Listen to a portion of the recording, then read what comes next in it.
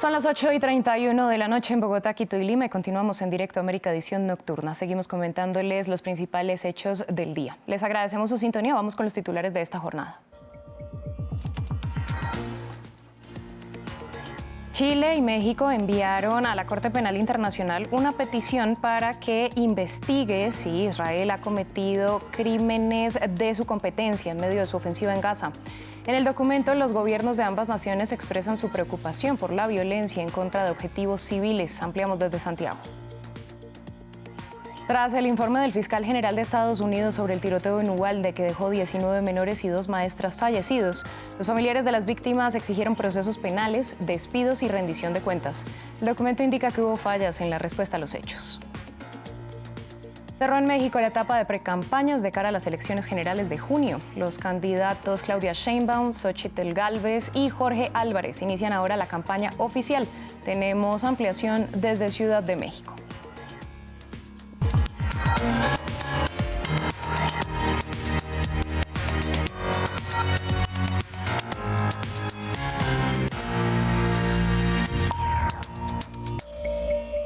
Recuerden dejarnos todos sus comentarios con el numeral Directo América F24. Nosotros vamos a comenzar con la petición que Chile y México enviaron a la Corte Penal Internacional para que investigue los crímenes cometidos en el marco de la guerra en Gaza, que deja más de 24.600 muertos según las autoridades gazatíes.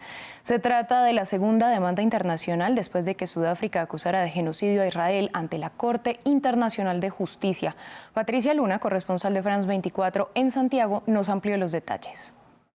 El canciller chileno Alberto von Claveren anunció este jueves que junto a México ambos países han enviado una petición a la Corte Penal Internacional de La Haya para que se investiguen los posibles crímenes de guerra ocurridos tanto en el territorio del Estado de Israel como en los territorios ocupados palestinos, provengan de donde provengan. Con esto se refiere específicamente a los crímenes de guerra ocurridos en la Franja de Gaza, también en los territorios ocupados de Cisjordania, Jerusalén del Este y Israel, y también acciones por parte de instituciones o a cargo del Estado, pero también no estatales, lo que se referiría a grupos armados como Hamas en relación a los ataques que supusieron el inicio de este conflicto el pasado 7 de octubre. El canciller von Claveren afirmó que esta petición se realiza junto a un país latinoamericano importante y amigo como es México, y volvió a solicitar el cese al fuego para que acabe la terrible situación que se vive en este momento en Gaza. En cuanto al proceso iniciado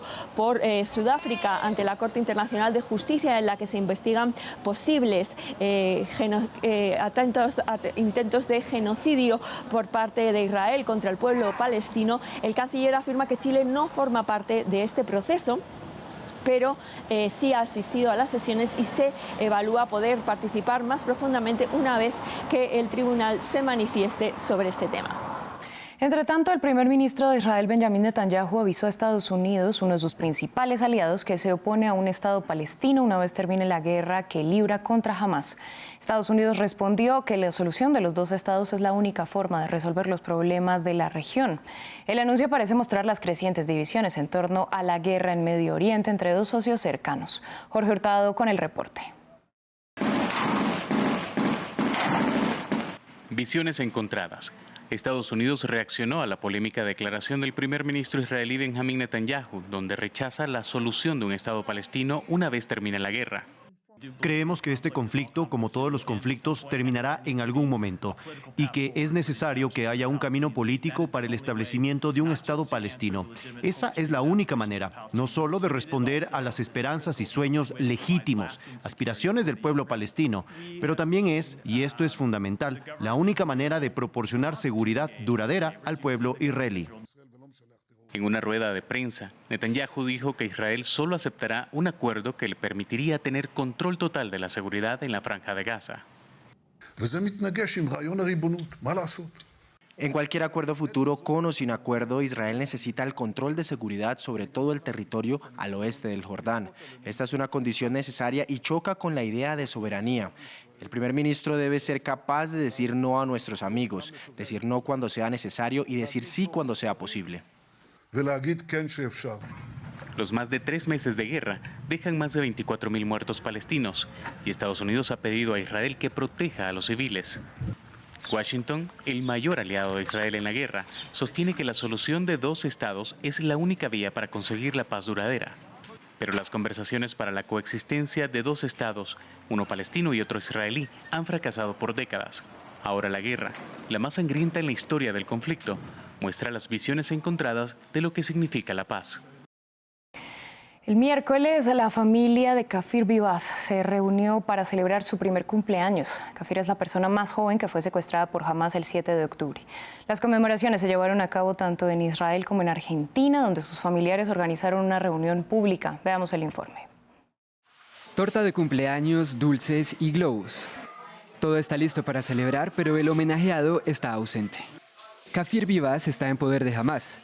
Fue secuestrado en Israel por el grupo islamista el 7 de octubre junto con al menos otras 240 personas. Para esa fecha, Kafir tenía 9 meses y si todavía está vivo, acabó de cumplir su primer año. Es una locura que estemos planeando un cumpleaños para alguien que no está aquí, poniendo todos estos globos y haciendo pastel, haciendo esto en relación con un cumpleaños. Pero el cumpleañero no está aquí. Kafir Vivas fue secuestrado junto con sus padres y su hermano de 4 años en esta misma casa hace un poco más de 3 meses.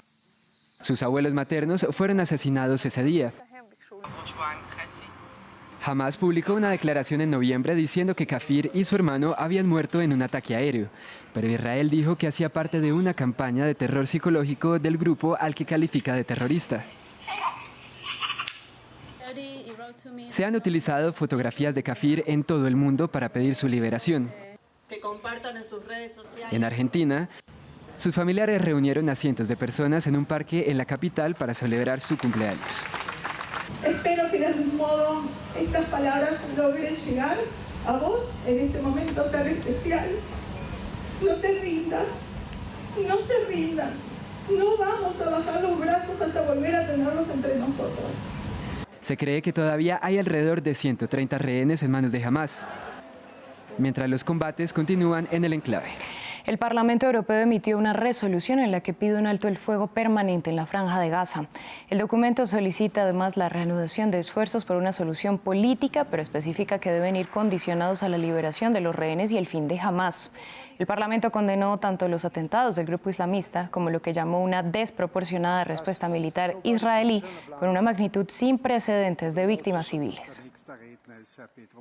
Pakistán llevó a cabo anoche ataques retaliatorios en Irán que dejaron al menos 9 muertos. Esto tras una ofensiva iraní en el país el martes. El ejército pakistaní afirmó que lograron atacar escondites en Irán utilizados por organizaciones que califica de terroristas, especialmente el Ejército de Liberación de Baluchistán. Teherán dice que mantiene su compromiso de buenas relaciones. Estas imágenes tomadas por aficionados muestran columnas de humo en esta ciudad del este de Irán. Los ataques lanzados por Pakistán dejaron edificios completamente destruidos. Estos bombardeos golpearon Saravan, en el sureste de Irán, cerca de la frontera con Pakistán. Según Islamabad, el objetivo de estos ataques era golpear infraestructuras calificadas como escondites de terroristas. La acción de este jueves por la mañana se tomó en vista de información creíble sobre actividades terroristas inminentes a gran escala contra Pakistán por parte de estos terroristas. Esta acción es una manifestación de la inquebrantable determinación de Pakistán de proteger y defender su seguridad nacional contra todas las amenazas. Estos ataques pakistaníes, los primeros de este tipo, son sobre todo una respuesta al bombardeo perpetrado por Irán el martes por la noche, en el que murieron al menos 4 niños. Teherán había señalado que iba dirigido contra terroristas anti-iraníes de la organización Jaish al-Adl. La creciente violencia alarma a la comunidad internacional, con diferentes países que instan a ambas partes a actuar con moderación. Tuve la oportunidad de hablar con los ministros de Asuntos Exteriores de ambos países. Ellos explicaron sus posiciones y las razones de sus acciones. Nosotros, como Turquía, recomendamos que el problema no se agrave más y que se restablezca la calma lo antes posible. Irán y Pakistán son vecinos cercanos, países amigos de China y países con importante influencia. China espera sinceramente que ambas partes puedan mantener la calma y la moderación y evitar una escalada de tensiones. Las tensiones entre Teherán e Islamabad van en aumento. Incluso antes del ataque del jueves, Pakistán había retirado a su embajador en Irán e impedido el regreso del representante iraní a su territorio. Un reporte sobre el tiroteo de Uvalde en Estados Unidos confirma lo que las familias de las víctimas denunciaban, que la policía cometió una serie de errores cuando intervino en mayo de 2022 en esta escuela primaria cuando un adolescente estaba matando a niños y profesores. Fallos en el tipo de respuesta y toma de decisiones lentas que dejaron al asaltante el tiempo para matar a 21 personas en total. Gabriel Colchon tiene los detalles. 77 minutos. Fue el tiempo que los niños esperaron en el aula con el atacante hasta que intervino la policía. El fallo más importante fue no tratar la crisis como una situación de atacante activo y no confrontar directamente al asaltante. Para el fiscal general de Estados Unidos, Merrick Garland, si los policías hubiesen seguido mejores prácticas, se habrían salvado vidas. 77 minutos después de que los primeros agentes llegaran al lugar y después de que el atacante activo hubiera disparado 45 veces, el atacante fue abatido. El reporte también denuncia problemas de desorganización en el seguimiento de las víctimas, lo que llevó a las autoridades a dar a los padres de una de ellas la falsa esperanza que estaba viva. Para muchas familias todavía es difícil aceptar que las fuerzas del orden cometieron fallos fatales. Ya es bastante duro levantarse cada día y seguir caminando estas calles o de ir a un supermercado y ver a un policía que sabes que estaba allí de pie mientras nuestros bebés eran asesinados y se desangraban. Este reporte de más de 500 páginas propone más de 250 recomendaciones para asegurar mejor respuesta por parte de la policía en caso de tiroteo. ¿Tenían miedo de este chico? No. Tenían miedo de su arma y resulta que algunos de estos oficiales bien entrenados son seres humanos. Y adivinen qué, hemos aprendido de este suceso, de Parkland y de otros sucesos en los que las fuerzas del orden se acobardaron. Estas personas tenían miedo porque son seres humanos y tenían miedo de que los mataran. They were scared because they're human beings and they were scared of getting killed.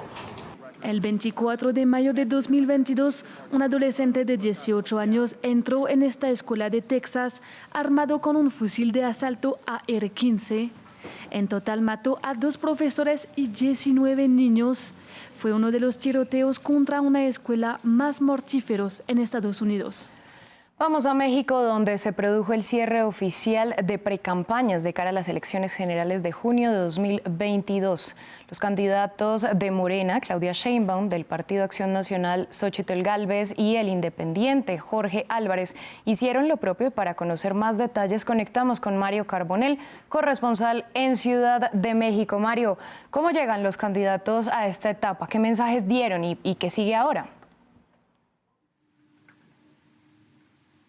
Así es, concluye esta etapa de 2 meses de precampaña en la que se supone era para que los partidos definieran a sus candidatos, aunque en el caso de Morena y de la oposición de PAN, PRI y PRD ya estaban definidas las abanderadas. ¿Cómo llegan? Bueno, la morenista Claudia Sheinbaum llega con una ventaja clara en la mayoría de las encuestas de hasta 2 dígitos. Llega también habiendo superado el fantasma de la ruptura después de la inconformidad del ex canciller Marcelo Ebrard, quien criticó el proceso interno. Ya Ebrard está con Sheinbaum y llegan en ese sentido unidos. Xóchitl Gálvez llega también apoyada por esos 3 partidos distintos que pues se preveía que pudiera haber algunas diferencias. Ciertamente ha habido desavenencias, pero están los 3 apoyándola y llega también Xóchitl acusando una elección de Estado, acusando la intervención del presidente López Obrador a favor de la candidata Claudia Sheinbaum. Y finalmente, Jorge Álvarez Maínez, del partido Movimiento Ciudadano, pues llega con muy poco conocimiento, toda vez que apenas el 9 de enero fue elegido como candidato después de que el que era el abanderado, el gobernador de Nuevo León, Samuel García, se bajó de la contienda.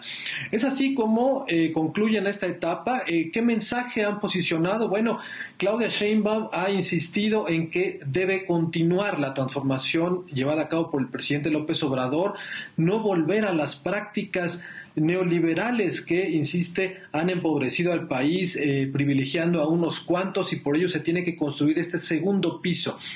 En contraste, Xóchitl Gálvez dice que no puede haber continuidad de un gobierno que ha fracasado en el combate a la criminalidad, en el manejo de la pandemia, es decir, en los temas de salud y también en la corrupción, por lo que se requiere un viraje. Y Álvarez Maínez lo que dice es que él representa la nueva política, las ideas frescas contra lo que ellos llaman la vieja política. Así llegamos al final de esta emisión de Directo América en France 24. A ustedes les agradecemos su sintonía, los invitamos a continuar con nosotros, que ya llega Paula Jiménez con toda la información del continente asiático en Así es Asia. Feliz noche para todos.